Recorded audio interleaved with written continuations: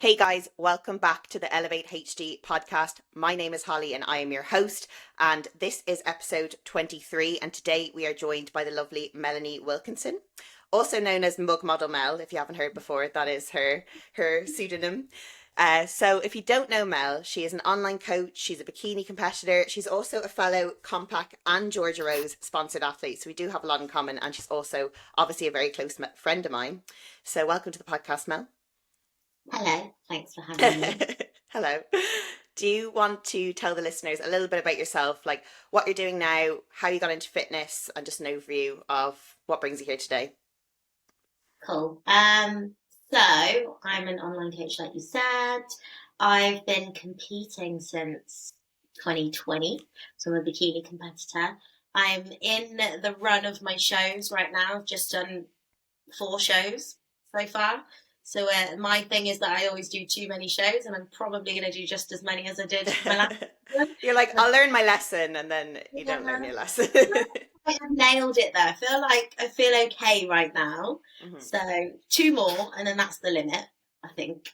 Um, and I'm here today so we can kind of have a chat through back-to-back peak weeks, I guess. My cat and dog are fighting in the background, so if Oh you hear dear. the background, I apologise. Simba and Willow are having a play. No, yeah, she's just ran towards me. Oh dear. She wants her Um, mummy's attention. no, I know she's terrible. She's in season, so it's literally like a nightmare.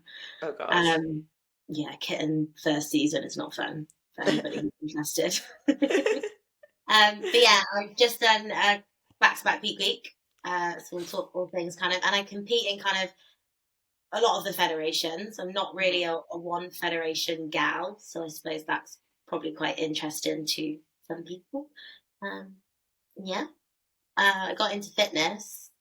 How did I get into it? I was kind of living the bikini competitor lifestyle anyway. I always kind of aspired. I think Hattie Boydell was like my first bikini crush.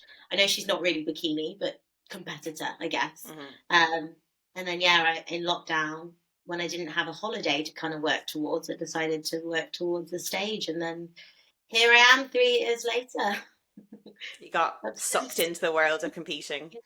Love it. That's how we all start. Like when I started, I had one show in mind. This was back in 2018, and I thought it was just a bucket list thing. Just tick it off, and then I'll say I've done it. And then I wake up Yeah, the next morning, I'm like, what's next? I need to do that again, because the adrenaline rush you get on stage and that dopamine hit you get from being under the stage lights, you're like, wow, I can't just do that once. Like I need to do it again.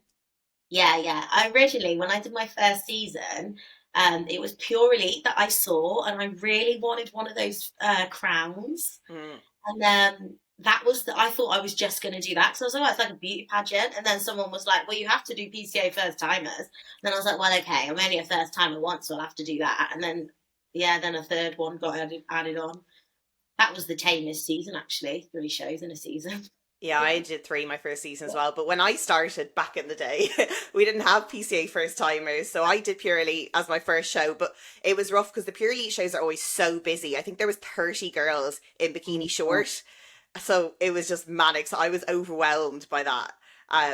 So yeah, it wasn't like the most tame entry into competing. But I got there in the end, and I, yeah, it was crazy. So yeah, as Mel touched on, we kind of wanted to cover back to back peak weeks because I did have a topic suggestion from one of my lovely listeners who said she'd love to hear about it, and I think it'd be interesting from 2 perspectives because obviously Mel is in the midst of her competing season at the moment, but I am currently in the off season. But I have done it before, so I can give you kind of my retrospective view of the pros and the cons, and you can kind of give me like in the stick of it what's going on and what's going through your head, and would you do it again and do you enjoy it? So first of all, what I want to kind of cover is what is a peak week. So the peak week is basically the week running up to your show where you're trying to optimize how your physique looks in every way possible. So make sure you're as lean as possible, you're as full as possible, you've got that pop, you're as dry as possible so you're not holding too much water, just so that your muscularity shows on stage to the best of its ability. And usually you're like reducing stress by taking down your cardio, taking down your steps, keeping a chilled environment, so stress, we know it can play havoc on our physiques, is kept to a minimum. So back-to-back peak weeks is essentially you run a peak week, you do a show, and you go straight into another peak week the next day and do another show the next week, which can be quite taxing. But I think sometimes when the show season is quite busy, sometimes it's unavoidable, especially if you're like myself or like Mel, when we do like to try different federations. So it can be tricky to navigate. So how are you finding kind of this season, your back-to-back peak weeks? Have you done one in seasons before? Or is this your first time? Yeah, I've done one my last season. Yeah, I did one. But the way it was last time was I'd done a show on the Sunday, and I think the next show was like the Saturday, so it was closer, I suppose. Still the same, really, I guess. But yeah, I've done one my first season, and then this time as well. So I've just come out of the second show. Um, I hate them. You hate them. As I saw, I actually kind of wanted to ask you about it because I saw in your story the other day you said do not recommend peak weeks. So what kind of brings you with that opinion?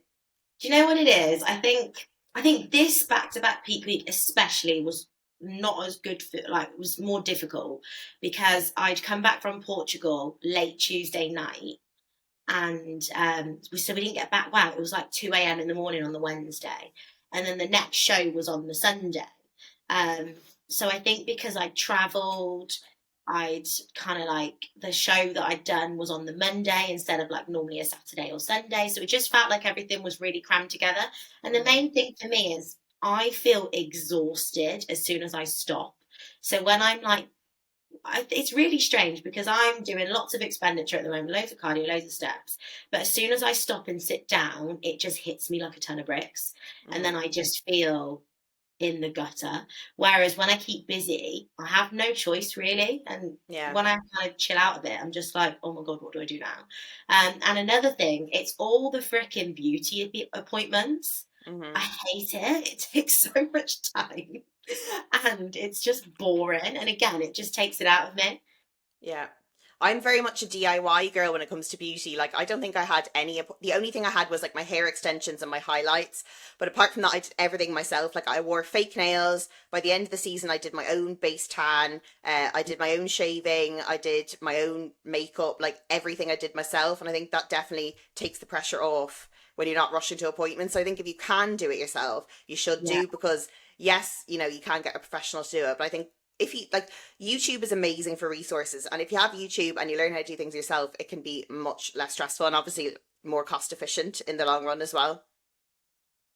Yeah, I have definitely done more things this time. Like I did my own base coat just gone and like my makeup and it's changed my life. Like I can't believe it. Didn't I tell you? I was like, doing your own Yeah, makeup is just the best. why has it taken me this long?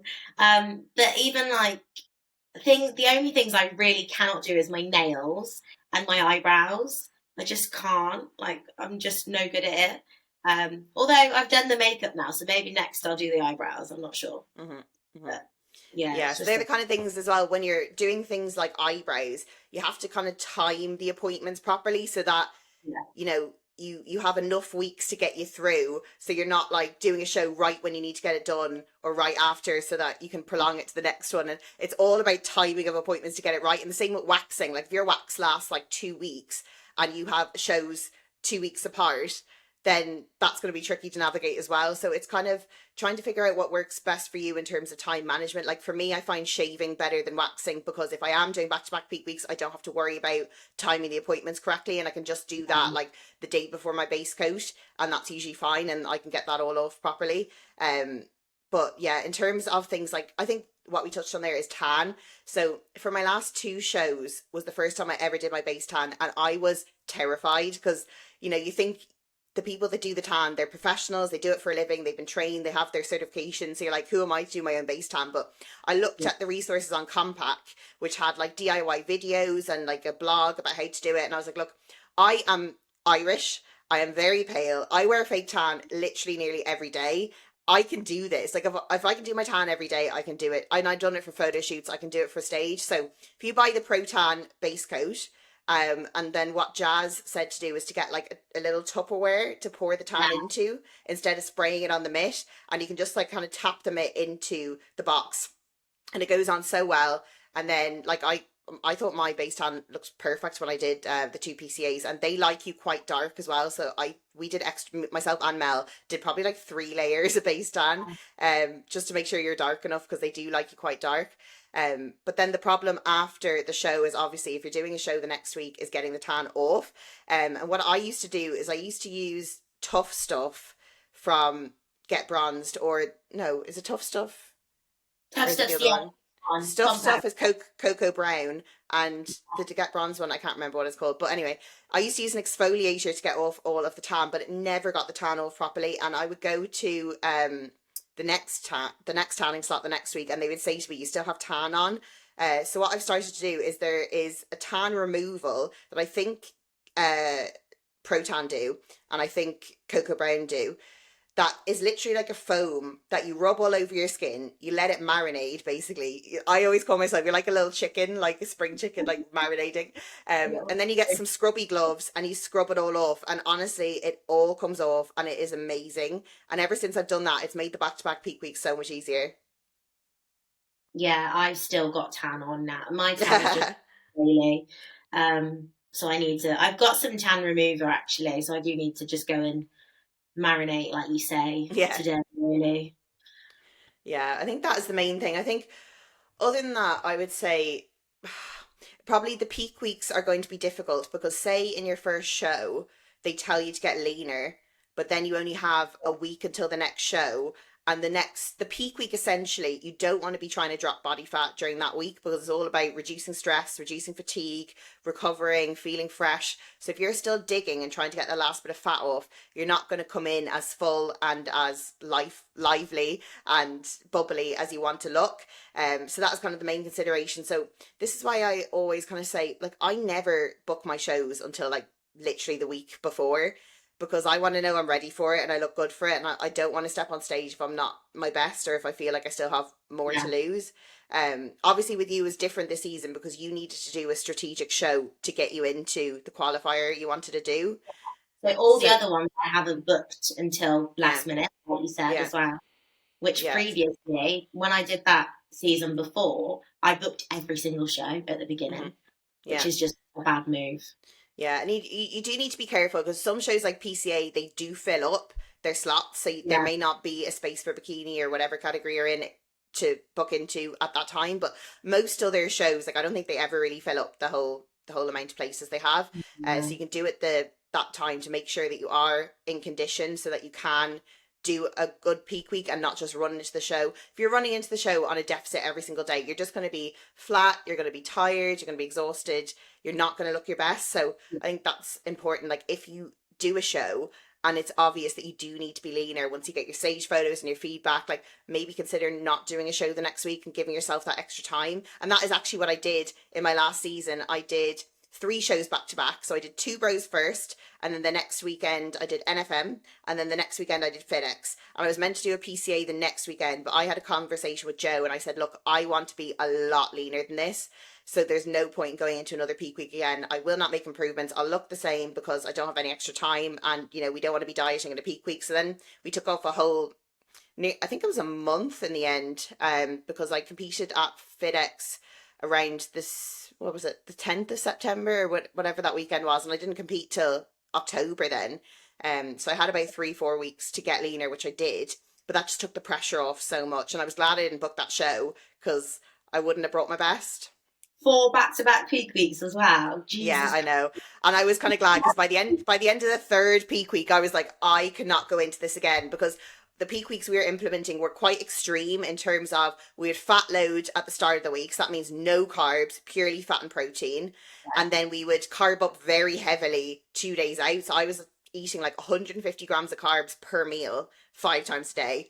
And then I was water loading, and then I was water cutting after that. So it was very stressful on the body, and I just didn't want to go through that whole process again. I was like, I just want a few weeks where I'm just eating my normal food, or I'm doing my normal expenditure and training and stuff like that, and just feel a bit more, get a bit leaner, feel a bit better. That's another thing. I don't really like I mean, I don't really enjoy the water loading. I don't enjoy, and for me, I know you don't do this, but like I have to get rid of my sweetener. Hmm. 3 days out or whatever that is, and me giving up my little skinny food, salted caramel that I put in my coffee, breaks my heart. Breaks I my think that's heart. the worst thing that I couldn't give up. But in my first prep, I did give up. So I actually gave up sweetener for my entire prep because my Oh, coach told me at the time you need to cut out sweetener because that's what. Sorry. I don't think I could prep without sweetener. Yeah, I didn't prep with any sweetener. She told me that, the reason why I wasn't dropping weight is because I was having too much sweetener. So I took out no Monster, no Pepsi Max, no sweetener, literally nothing. So that's compared to that, like one day is a dream. But yeah, I think the barista skinny shots in my coffee would be the hardest thing to get rid of. And also like I can't eat Greek yogurt without some flavoring in it because it's just No, too tart. Um, yeah, it's so not good. yeah, that is the struggle. But yeah, the other thing I was thinking with the peak weeks as well is obviously I did 3 different federations in 3 weeks, and that is really hard as well because obviously there's 3 federations. I'm doing bikini in all of them, but the criteria is so different between PCA and NFM and FitX. They all want different things. They all want different kind of posing tweaks and stuff. Even if the posing is standard bikini, quote unquote, there's still different tweaks with the posing. And I know we talked about this off the call about you kind of tweaking your posing between NFM and PCA. Yeah, yeah, because you could do the exact same posing for NFM as you do for PCA. However, for some people, they prefer different poses. So Mm-hmm. I've had posing lessons with Abby, who's the head judge of NFM, and the standard, I don't know what you call it, but the standard X frame pose that everybody kind of does at PCA, where you either got your hands on or off, one on, one off, whatever. Um, and then that compared to almost the two bros style side pose where the one leg is straight and the one leg's bent and you're kind of one arm's on your hip, the other one isn't. Um, like they prefer that on me at NFM compared to the X frame Mm-hmm. pose. Whereas in PCA, I would do the X frame pose more because I look more muscular. Where it's Yeah. funny because I'd say for me, I look more muscular in that pose and NFM don't like that as much on me. Mm-hmm. But the criteria is if you read it, it's the same as PCA. But Yeah. I'd say PCA is more muscular than Yeah. NFM. Yeah, I would Would definitely you say agree? PCA is a more muscular and a leaner looking bikini girl. Like I would say Yeah. in some federations, the bikini toned looking PCA would be akin to like a bikini trained somewhere else because it is quite a muscular category. Whereas with NFM and FitX, I think they do tend to go for a more classic bikini look where you're not as muscular and you don't need to be as conditioned. Yeah, I agree. Because I found like at the PCA finals, obviously people tend to get a little bit leaner for finals, but I only had the finals like the week after my regional. But the Yeah. girls were coming in shredded. Like I could see every fiber in some of their quads, like not even just striated quads. Like I could see feathering in their Yeah. quads. I think for bikini that's absolutely mad, and like it looks amazing, and like it is so much dedication to get there and so much hard work to get that lean as a female. But it's just crazy that that is what the bikini toned look is for. Because when you think about the word toned, you think about lean, you don't think about shredded. You think about just kind of like a fit, healthy physique. Yeah. Like classic bikini, which it's funny as well that PCA don't almost mark that down in bikini, Hmm. like toned bikini, because they Yeah, have trained bikini, which yeah, not every federation has. I know NFM have athletic bikini, which if you like is the same as trained bikini, isn't it? But yeah, I find it crazy because I've never known anyone who's done PCA toned bikini be told they're too lean yeah. or too, muscular, unless they're No, a lot bigger. no. But you definitely would hear that in like a FitX or something. They would say you're Yeah. too conditioned for bikini, Or and they're even, more, yeah. yeah, they clamp down on it a bit harder. Whereas a PCA, it is more of like an extreme look, and I love it. Like both me Yeah. and Mel were talking about this yesterday. We love competing with PCA in terms of the show day experience, in terms of the community there. Like it's very inexpensive. You get your stage photos instantly. You get your feedback instantly. The Yeah. shows run really well. The stage lighting's amazing, and like everything is just like everything works. But it is hard because when you're getting on that stage, you're going to be up against some big bikini girls and they likely won't get moved. So you are kind of against more stacked class, which can be difficult. But then if you do well, then you're like, wow, I am stacked. This is amazing. Like, always know it's like a decent level of competition. And I always think with PCA as well, you know what you're getting. Like you said, the stage is always legit. It doesn't matter what venue they're in. You know that lighting is going to be on. Like, it's going to be running on time, that you're going to know exactly where you've got to be and when. Like, it's just and it is so much fun. I had like the best time, and it was like, it's just a smooth, chilled day. Yeah, what I find about their judging is like 99% of the time I'll look at the top 5 or top 3 and say, yeah, I call that, that's fair. There's very few times I'm like, what? How did she get that placing? Or, oh, I had that person over her. Like, most of the time I agree with it. Like, even when I did the finals last year and I got 6th place, I was ecstatic because I was like, wow, to come top 6 in this lineup. And I was happy with every single placing in front of me, that I was as happy with the 6th place as I was with the 1st place, because it was fair, it was just. I felt like I held my own up there. I got recognised, I got first call outs, got placed, I got an invite to the universe, like, or the world. Like, what more could you want from that? Yeah. No, that's like such a massive achievement, because it was their biggest show, wasn't it? Like, yeah, it was huge. I was delighted when they called out my name. You could see my happiness. Obviously, Mel was in the audience. Like, I was ecstatic. And that freaking trophy, the black trophy. The black trophy, I still, just for that trophy. I put it up nicely on my wall for decoration. But yeah, no, it's really interesting. So did you get your feedback back for this show? Same day. Literally. What did you say? Let me get it up. I'm interested. Because the feedback that PCA provides, they do it by email automatically, so you don't have to ask for it or request it. And it is quite detailed, and it kind of has points like, this is what we liked, this is what you need to improve on, this is what we want to see moving forward, and it is quite structured. It is really good, and you kind of know that it is, like, some of it you could be like, okay, they could say that to a lot of bikini girls. Yeah. And some of it you're like, oh, well, actually... I think the bit they say to everyone is more glute roundness development. I think that was it. Yeah. So I got that. They give you your strengths, they give you where they want to see improvements, and they also say, like, they're like, they say what they like, and they say my excellent attributes. So, like, my presentation and superb style, they loved. Yeah, the style. I had great conditioning with a touch for more, which is the story of my life. Actually. I've got a fantastic silhouette suitable for this category and showcasing excellent muscularity, which I was like, yes, go on. Muscle. My strengths are my shoulder caps and my quads, which I probably agree with, to be fair. And my improvements, like you said, glute roundness development. And standard. Yeah. And I've got to display my shoulder caps and glutes correctly when posing. Which I got that as well. Did you? So yeah. I don't know if you saw it, because I sent you some stage pics, didn't I? But in my one shoulder is a little bit higher than the other. Yeah. In side pose, and also in my power pose. So I booked a posing session with Kayla. So I'm like, what am I doing? Because it's when I'm practicing in the mirror, and then even when I'm not when I'm just videoing myself, I don't do it. And then as soon as I get on stage, I'm like, I don't know if it's nerves or what, but one shoulder's up. So I think that's what they mean when they say about the glutes. I have no idea. Yeah. But yeah, and they apparently they appreciated. No, they really liked my gorgeous smile and commitment to side poses. Confident. Commitment. What does that mean? What do you mean? And then my confident eye walk and my sassy hair flick. So I'm like, oh, I love that. Flicking my hair like no tomorrow. But yeah, I thought it was really good.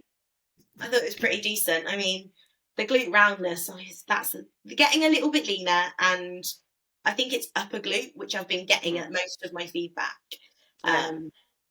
Which I just don't understand. I know. Just in bikini, it's all about the glutes. You can never have too much glutes. What I was annoyed about is that this season, obviously, I was really happy with how I did. I made so many improvements from last time, and they always complimented my delts. And one time they complimented my quads, and I was like, oh my God, I've never had legs before. It's amazing that I've never got a compliment on my glutes. It's always, you need more glute development. I'm like, I just pray for that one feedback where they're like, amazing glutes. I think that will make my life. I want them to turn around and be like, you've got enough muscle. I know. Stay the size you are, just keep showing up. You're like, oh, thank God, the work is done. But I'm not sure what I could do. But I think another good thing about peak weeks, actually, you get to change things, don't you? So Hmm. I changed something this peak week, well, this show day, compared to my last one, is I had more carbs on the day. Hmm. But I kind of did that more so because it was PCA and I knew I needed to look fuller. Um, but yeah, that's another thing you could probably do when you do a back to back. You only really realize that once you've done a back to back peak week, or even Yeah. just the show, I guess, for the next show. Yeah. Um, yeah, I smashed a whole bag of sweets, whereas before I only had half a bag. Okay. Double the So sweets. That's the protocol. Just up the sweets. So just do you have want more. to run through, say for example, this past peak week you just done, what was kind of your peak week protocol starting from like day one? How do things change and manipulate? Because we'd just been to Portugal for a show, my peak weeks, I don't change a huge amount. We are going to try. Um, I'll talk through my first peak week first, and then I'll tell you what we're going to do after. But yeah, we kind of on a Tuesday, Monday, Tuesday of the peak. If peak week starts on Monday, Monday, Tuesday, I'm doing the same thing. I'm doing my normal food, my normal cardio, my normal steps. Um, Wednesday onwards is when I start water loading and reducing stress. So I won't do any cardio. My steps will be like as little as I can do, which I really struggled to stay under 10K just with my job, and being a busybody. Hmm. Yeah, so I reduce everything then. In terms of food, my food kind of stays the same in terms of calories and like macros, but the only thing I will do is from like 3 days out, I'll reduce the amount of veg I'm having, so there's not as much kind of sticking around in my stomach, but like food volume, and the sweetener thing, I'll have less sweetener. And then on the day of show, I basically have protein and fats, sometimes just protein, depending on what time I'm on, just to make sure my stomach stays tight.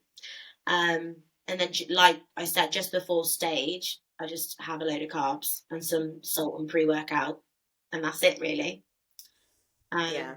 But next time, because I'm trying to get leaner, we're going to kind of do like textbook fat load, carb load, dry off, with still the water loading. Oh, I forgot to mention one thing. I have a gin as well the night before. Yeah. Just really like, I'm kind of, it's like neither here nor there whether it really does anything, but kind of helps chill me out anyway. And if it does help as a little bit of a diuretic, why not? I don't lose anything from it.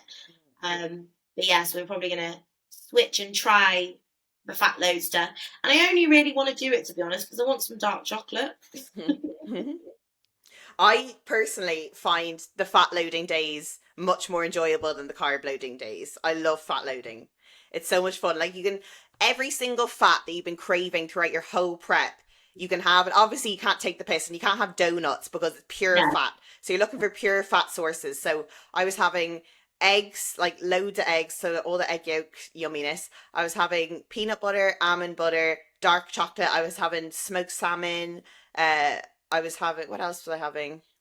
Just all of the fat sources, and it was absolutely incredible. I loved it. So, yeah, it is. It's just so satiating. You feel so nice and content. You feel like full, but not being stuffed like you would with the carbs. So you just feel like really content and satiated. And it is very nice. I think you'll enjoy I'm it. intrigued. I'm intrigued to see because I've never really. I have done carb loads before in a peak week, Hmm. but because I don't really lose fullness, my body's quite good in that way. I tend to Yeah, look quite poppy all the time. yeah, Um, that's why we never really do it because I have such bad digestion issues. It's kind of a risk that I'll hmm, have like a blown out stomach. But I think with fats, as long as I pick stuff, like can't really go wrong with dark chocolate and peanut butter, can you? And yeah, eggs, and things I've been having throughout my prep. I am hmm, basically an egg white. I just haven't really had much yolk, but I don't think that's going to do much to me. yeah, But yeah, I'm intrigued to see what it does because why not? See if it works. Might be a better look, might not, but can't yeah, really mess up much, can it? Like if you're yeah. lean, you're lean. And that's the thing with doing so many different shows that you can do trial and error. You can experiment. You can try a Yeah. fat load, you can try a carb load, you can try water loading, you can try not doing anything. Like for my last couple of shows, I didn't do anything. I just ate at maintenance into the show because I found that the process of the peak, I think, was just stressing me out a little. So I was like, I'd rather just go into the show at maintenance calories and just feel that the week itself is just as chilled and as possible with not too many changes. And I kind of preferred that method. But like before we kind of go into the next one, what I was going to explain is if people don't know what a fat load or a carb load is, essentially when you have your muscle, it's filled with intramuscular triglycerides and glycogen. And when you fill up both of these things, it kind of swells the cells. Think about filling up like a balloon. It swells everything up. And when you swell up your muscle, it pops against the skin and you can see it better. So that's kind of why we load things. So we do the fat load first to fill up our intramuscular triglyceride stores within the muscle. And then once we've done that, we fill up our glycogen stores to get things popping and full as possible. So we're not looking flat on stage. And kind of that is why we do it.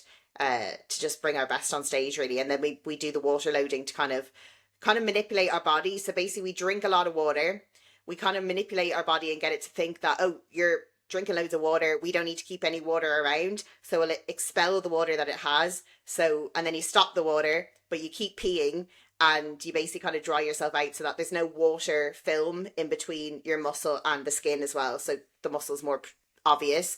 So you're just trying to find every little 1% you can to get everything as prominent and obvious as possible to look your best on stage.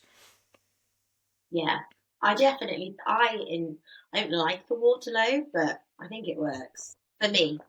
I think you just have to, it's like the pros and cons, isn't it? You have to find what works for you, what's the least stressful, and what's going to make you feel your best on stage. Like I find like we do like carb backloading. So say my show was on the Saturday, I carb load on Thursday. On Friday, I go back to fats and protein. And then on Saturday, I kind of like fats and protein until about 1 hour pre-show, and then I'll have some carbs. But the way you do this, once you carb load on the Thursday, you overspill on purpose. So you'll go past your full glycogen stores and spill out so that some of it is like sitting in between your muscle and your skin. So you look blurry, you look soft, you look terrible. So I was checking in the day before show, sending my check-ins to Joe and like having a panic, being like, I look shit. Like everything is ruined. I fucked it. Like, what am I going to do? And Joe was like, relax, this happens. And he put it into the group chat and he said, can everyone tell Holly that this is what's meant to happen the day before the show? And everyone's like, yeah, I look shit the day before. Don't worry about it. No, you won't be able to see anything now. And that kind of made me feel better. And then the next day, obviously, I digested all the food. I'd kind of pulled some of the glycogen off and I did obviously look better. But it does kind of play with your head, and you do need to be reminded that sometimes things need to be worse before they can get better. Yeah, I think that's one thing that it would, I suppose you can't look at yourself subjectively, can you? You can't, you forget like to trust it sometimes. Even if you've done it 1,000 times, you still have that little thought in the back of your mind like, oh, what if I don't digest it? What if it's still, water's still here tomorrow? I know. What if I'm the only person that could just never digest food and it just sits there forever? Oh God. Yeah, so then going past the show day, then approaching the post show, because obviously the post show is going to be not really a post show because you're kind of going into the next show. So how do you deal with, say your show's on a Saturday, how do you deal with like the Sunday kind of leading up into the next week?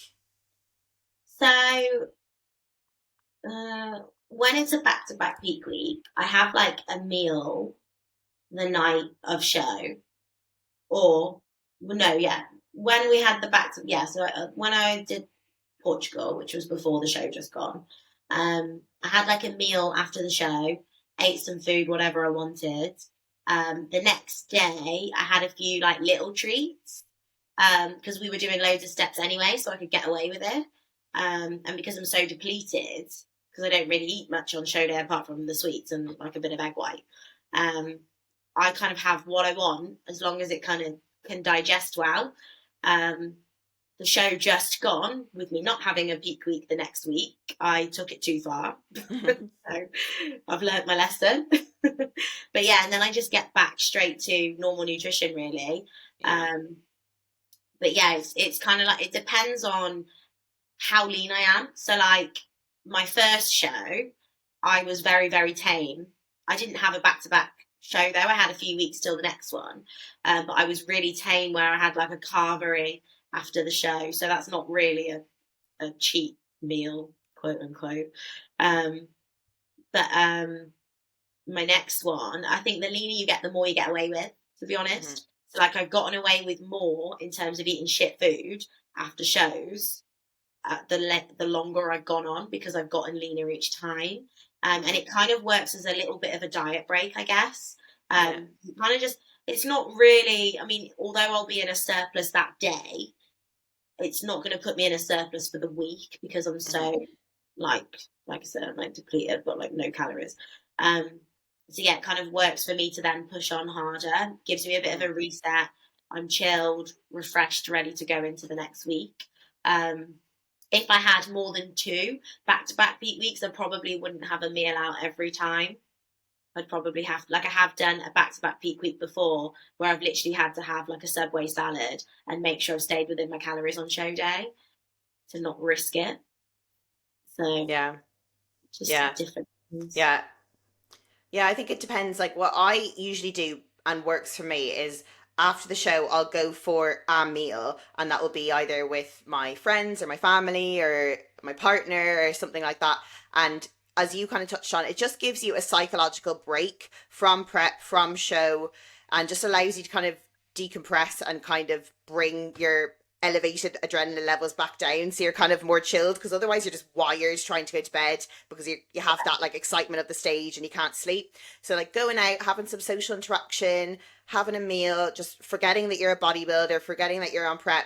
And like oftentimes I find I wake up the next day and my weight has come down because I've had that chilled experience. So I think a meal can be fine, as long as, if you need to, and if you're a new competitor, set guidelines maybe with your coach. Maybe they'll tell you just have a main, or maybe, you know, choose between a starter and a dessert, or, you know, just eat at the meal and don't buy loads of stuff. I think that's another problem, is people buy loads of junk and like those big cookies and like personalized things and bring them to the show, and then they have a suitcase full of sweets and full of cookies and stuff that they want to get their hands on.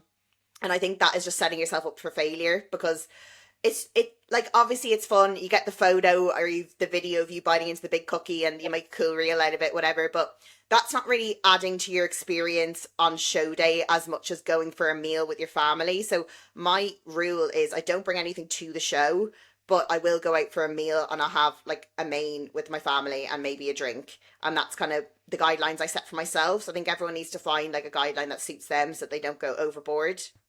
I bring 2 things to a show.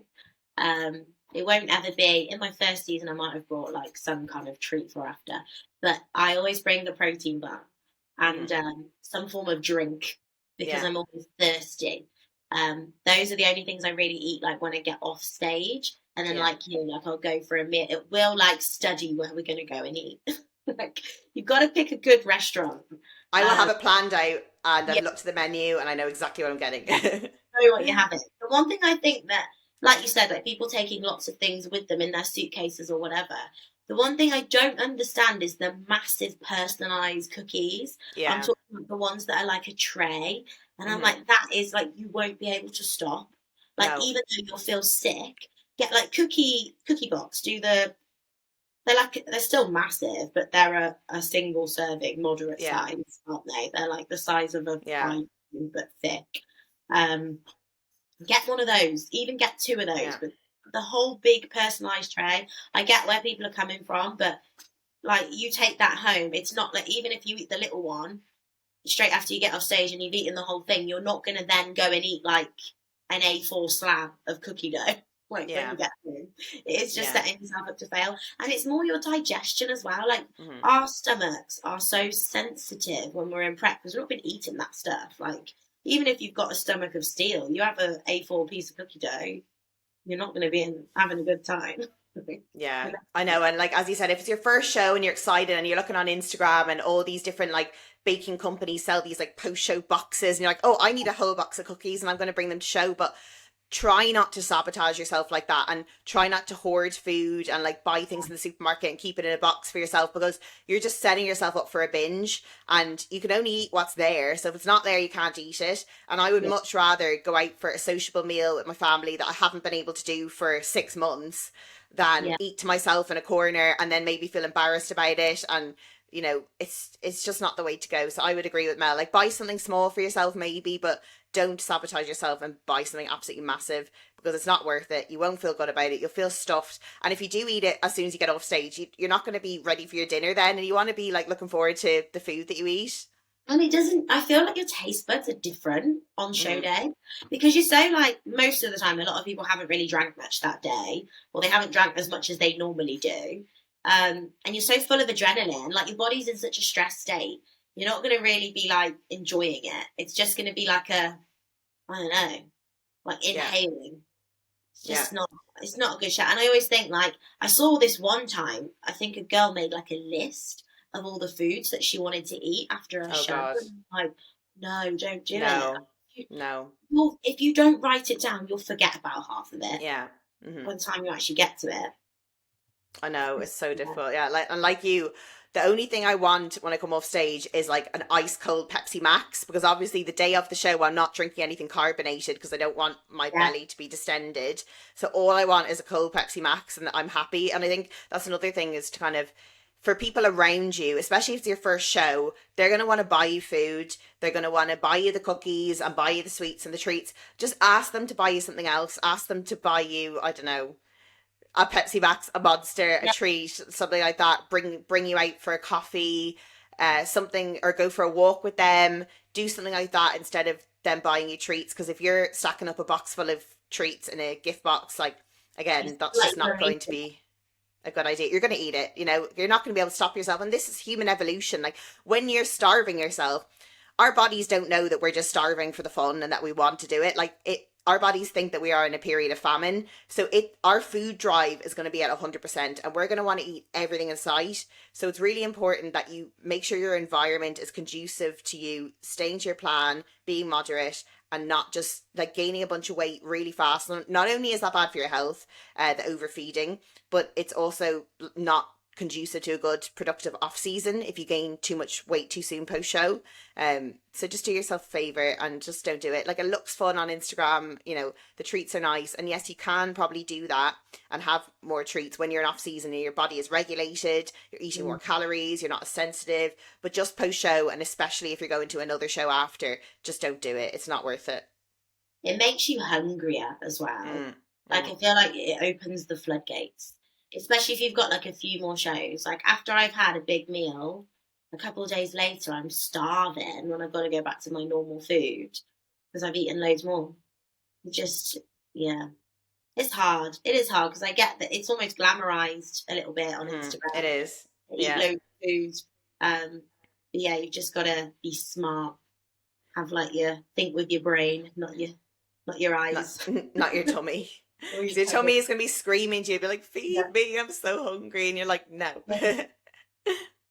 So then, do you have, like, coming out of your season now, you said you have a couple more shows lined up, but do you have kind of a post-show plan in place already? Or? Kind of. So my main thing is I don't want to get fat too quick, gain too much body fat too quick. We have a holiday 4 weeks after my last show. So I kind of have something that I'm working towards to stay like in relatively good shape for. But we're going to go for, because my calories have to get so low and I have to do so much to get in stage condition. We're going to take the slower approach to reverse dieting. We're not going to go straight to, I don't know, whatever I was eating before prep. We're going to go slower so that I can kind of ease into it. Because I know previously, it's hard because I've not had a good post-show at all. Because the 1 year I had to have my wisdom tooth out, and then I had to have another tooth out, and then we went into lockdown. So I went from doing loads to not even being able to go to the gym. So it's not even like I could taper down my cardio. I just went to none from doing like an hour and a half a day. And then the second one, I had surgery. I had a really long prep that like ruined my body. And then I had surgery. So I gained weight really quickly both times. So I feel like I haven't nailed it yet. So I'm nervous. I'm very apprehensive for it, but I feel like I won't mess it up because I'm obviously going to have slip-ups probably, because we all do. We're all human. But I feel like I will handle it better because I've been through 2 really bad post shows, hopefully. Yeah. Yeah, and that's like one thing I always tell first timers and people thinking about getting on stage is that post show is hard for everyone.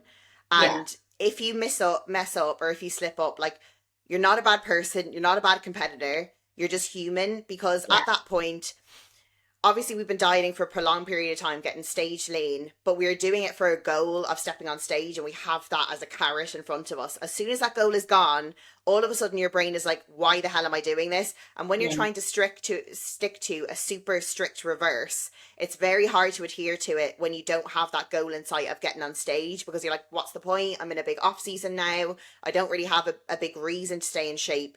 So your mind plays tricks on you and tries to convince you, oh, I'll just have this extra thing, or I'll just eat this and it won't matter. Or you'll start eating and you won't be able to stop because you don't have that signal telling you, don't do that, you're getting on stage in 2 weeks' time.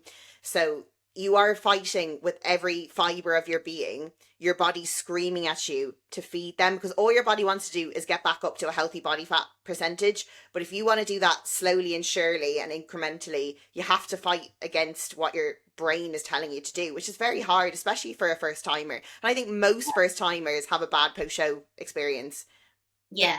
I think you almost, not that I want everybody to go through a bad post show, but I think you almost kind of have to know how to tackle it a little bit more. But I think I think maybe like a lot of the time when my previous post shows, like people like, you can eat now, let's go for food. Having like loads of little plans that aren't revolving around food, I think Yeah. is good. And like for me, like we've got that holiday, and I'm gonna book a photo shoot for like maybe 6 weeks post show, just to Mm-hmm. have something to work towards. And I'm doing my post show in the summer this time, which I think will be really beneficial, because Yeah. each time it's been winter. And Mm-hmm. I think having to go, not doing a post show where you're around like Christmas food Yeah. will be good. But yeah, it is just trying to tell people around you as well, like, don't try and pull me off track. Yeah.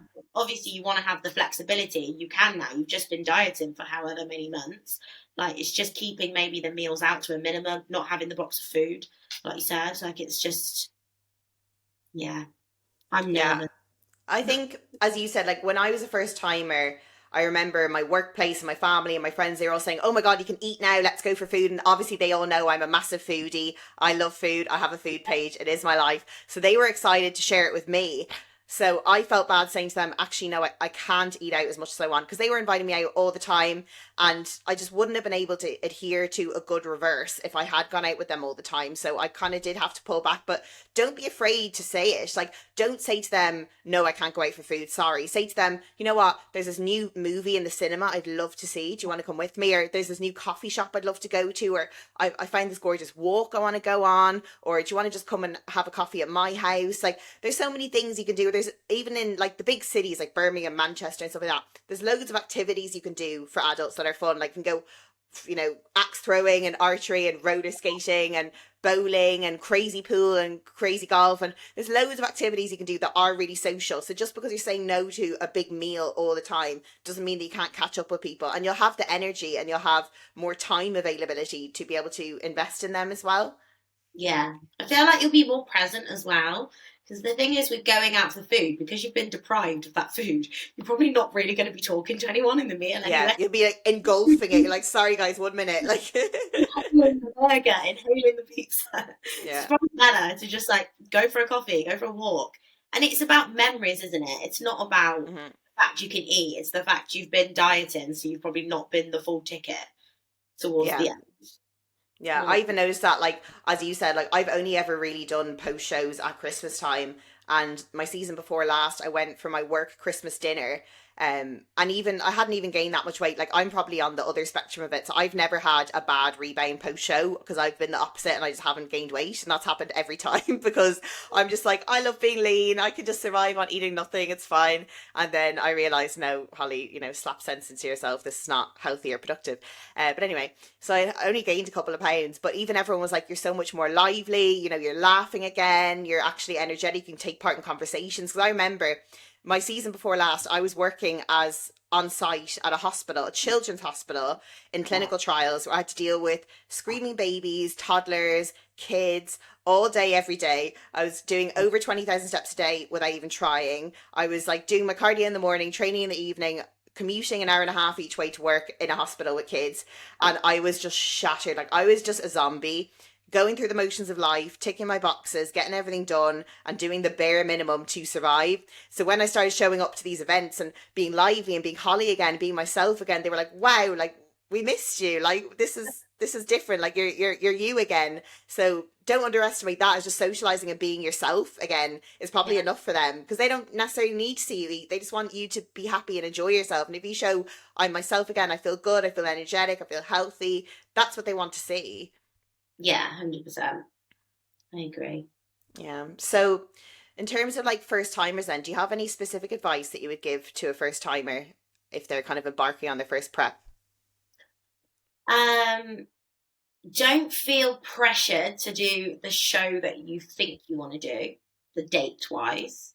Because things can change. Like, don't book everything. Like, maybe if you're doing a first timers show, like, have like a ballpark of dates you're going towards, but don't feel like if you decide to change your mind and do maybe a later show or even an earlier show, like, don't feel like that's, the bad thing. Make sure you do your research. Use the compact blogs because they're great. Posing is the massive one.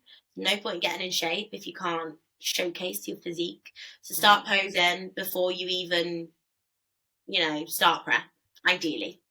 Because ideally you would have done an off season. That's another thing. Ideally there's been an off season where your calories are decent. You're in a good place mentally around food, hormonally, health wise. Make sure you're financially stable, because it is expensive. Even if you do the little things yourself, like your makeup, your hair, your tan, you're still gonna rack up some costs. And yeah, I would say try not to bite off more than you can chew.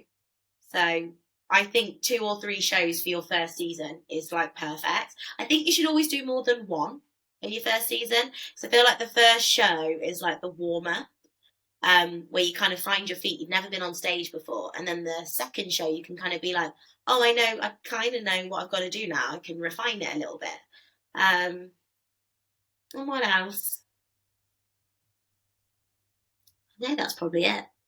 And again, I think we touched on with post-show, just don't have a box of treats. Yeah. That's the aim of this podcast. If all we tell you to do and that you listen to is to not have a box of treats, so we've done our job. Do not have a box of treats. But yeah, I completely agree with you. I say, number one, have enough muscle. Make sure that you have enough muscle to begin with, because the sport is bodybuilding. It's not body revealing. So we're not just dieting to be skinny. We're dieting to have the muscle underneath to reveal. Know what to expect in terms of prep. Reach out to people like myself and Mel. Like, I've done 12 shows at this point. I've competed for over 5 years now.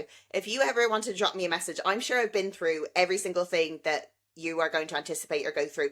All the struggles, all the highs, all the lows, all the challenges. We've probably both been through them. So don't be afraid to reach out to us or any of the compact athletes, to be fair. I think any of us are going to be very receptive, and there's no better than getting like an insider, like first-hand experience about what's going on, because you can read blogs and stuff, but they're not really as personal as, the actual individuals who've gone through it. So reach out to people. Find other people who are also competing and form a community with them so that you don't feel alone. Because I found in my first season, I was quite lonely for the first part of it, because I didn't really know anyone else competing. And it was only when I started going to shows that I started making friends and then having a little bit of a support network there. But maybe try and form a WhatsApp group of people, or just, message them on Instagram and follow them and stuff like that, to kind of have people that are going through the same thing as you. As you said, try different shows, try different federations, because it's your first season.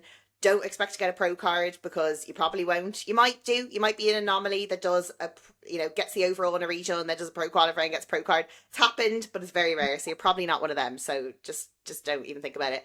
Just have fun and don't worry about the placings. Just focus on bringing your best, and then just definitely have an exit strategy when you come out of prep. Your coach should have your reverse plan ready for you to go once you come off stage, for you to roll out into your off season. Communicate with them every single day. Don't go silent on them if you mess up or have a binge. don't retreat, don't quit from your coach, and don't say, I don't need a coach anymore, I can do it alone, because you probably need a coach more in your reverse than you do in your prep. Because in your prep, you're a robot, you get things done, you tick your boxes. In the post show, everything goes all over the place, and you need that structure and accountability. So whether you mess up, whether you have a good day or a bad day or a binge or an under eating or whatever, you need to communicate this back to your coach, because they're going to be the ones that are going to hold you accountable. Yeah, absolutely. People that get rid of a coach after a show, it's no. Don't bin your coach. No, Even if they're moral, no box of sweets, and don't bin them. yeah, don't have a box of sweets in your bedroom or under your bed, and don't give up your coach. Even if you think, oh, we're not working well together, it wasn't what I wanted, I want to move on, stay with them, I would say, for at least 6 weeks post show. And once you get to the 6-week mark, maybe think, okay, I'll move on to a new coach. But the upheaval of leaving a coach as soon as you're finished prep is just going to wreak havoc, because you're going to end up spending time finding a new coach, and then with that time you're in limbo and you don't know how much to eat or what to do. You'll probably end up just doing your own thing, and you probably end up gaining too much weight too soon, and then you have to pull back. And I've seen so many people who start dieting like 4 weeks post show again because they put on 15 kilos and they need to take that off again before they can start their off season. And you just don't want to be in that position, because it's just obviously not optimal in terms of health, because you haven't restored your health properly yet, but you also have too much body fat to continue to grow and mass. So try not to put yourself in that position. So set yourself up, trust your coach, be honest with your coach, don't leave them instantly post show, and just reach out to other people. I think the most important thing to do is just share your experience, ask questions, and be open and honest with your coach, because if you can do that, I don't think you'll go too far wrong. No, I agree. And no question is a stupid question to your coach. Remember that. If you don't know the answer, it's not a stupid question. Because I remember I felt like, I feel like I should know this, but I'm not really sure. Like, just ask them, because they've probably been asked a million times and they're probably used to it. Yeah, and not everybody really shares how hard. I know a lot of us all say post show is really hard, but people that are in the moment of post show, they probably don't really want to get on Instagram and be like, I've just eaten a box of cereal and I feel terrible. Yeah. And the thing is, as cliche as it is, Instagram is a highlight reel, and it is all smoke and mirrors. Like, people are going to put up the photos of them looking amazing on stage, looking shredded, but no one's going to put up a selfie of them having overeaten by accident, or that they're crying because they're having a bad day on prep, or any of the challenges they face. Like, no one's going to take a selfie in that moment and post it to Instagram and tell people. So just remember that, like, everyone only posts their best moments, because you probably only post your best moments as well. It's very hard to share when things aren't going so right, and I commend people that do, but it's difficult. Yeah, I'm not great at it. I try sometimes, but yeah, I do try, and I was quite open, especially on the podcast. I was quite open about my struggles with post show this season, and I've done like a whole podcast on it, because I do want to be honest about it, but it's not like I'm going to document it every single day and tell people how hard I'm finding it and how much I cried that day and how much I'm struggling every single day on Instagram, because obviously I want to try and be positive for my own sake as well. But then it is nice to kind of look back retrospectively and tell people, look, this is what I've been through, this is how I've came out of it, and this is the tips I would give you if you're going through the same thing. So that was a very good podcast. I think we covered a lot, actually. I'm impressed with all the topics we ran through. Yeah, it was good, to be fair. Hopefully we've got some good points across. Yeah, hopefully you guys find that helpful, especially for first timers, if you're trying to get an insight into what to expect during peak weeks and post show, and kind of just even starting prep in the first place. But obviously myself and Mel are both coaches, so if you ever wanted to reach out for us for any guidance or support or questions or anything, or even if you just literally want to ask a question, that's absolutely fine. We're more than happy to have our DMs open for that, because I would love to help out someone. If I can help someone and they say, God, that was so much easier because he gave me this advice, like, that would make me feel so happy. So I'm always happy to help when I can. Yeah. So learn from our mistakes, and if you want help from us. Yeah, learn from our mistakes so you don't have to do them, and take all of our advice and just get everything you can out of us. So Mel, do you want to tell people where they can find you on Instagram? I presume is the main one. Yeah, so I am Mel Wilk Fit on Instagram. I also have TikTok, but I don't really use it for. You were good for a while on TikTok. Yeah, I kind of lost it a little bit. I feel like hard a bit because I keep posting lots of show day stuff, and you're in a bikini, so they don't really like that. No. Yeah, Mel Wilk Fit. I also have a food page, but that again is not really that great at the moment. Meals with Mel. Meals with Mel. It's basically a collection of the post-show meals that I'm having at the moment. Normally it's a lot of diet hacks, but yeah, that's it really. Yeah, my food page went a bit dead over prep because I was like, I'm not going to agonize myself being on this food account, so I'm just going to wait until post show to get back into it. But yeah, I'm trying to post daily on that now. I'm getting it back up. I'm starting to get my invites again, which is nice. So yeah, food page. Except I'm dieting at the moment, so I can't accept the invites yet. So I'm like, can you please just hold on for a few weeks until I finish my diet? Because I really want to go to all of them. But yeah, anyway, I hope you guys enjoyed this podcast. Thank you so much for listening. If you did tune in and you enjoyed it and you found it helpful, please take a screenshot of it, put it to your story, tag myself. I'm at Holly_Physique Collective on Instagram and at Mel Wilk Fit on Instagram. We would really appreciate it and we would say thank you. So yeah, thank you guys for tuning in and we'll catch you in the next one.